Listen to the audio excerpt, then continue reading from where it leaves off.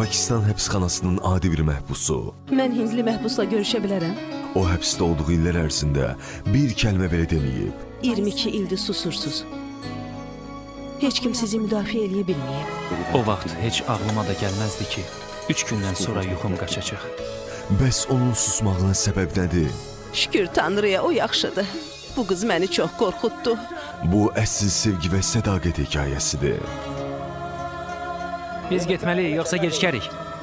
Tez ol, gəl. Bağışlayın, siz kimsiz? Bu Virdi.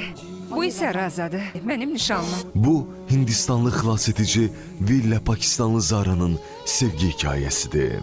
Cahangir Həyat xan kimi bir insan belə bir şeyi heç vaxt bağışlaya bilməzdi. İstənilən vəziyyətdə ailələrimizin şərəfini qoruyub saxlamalısan.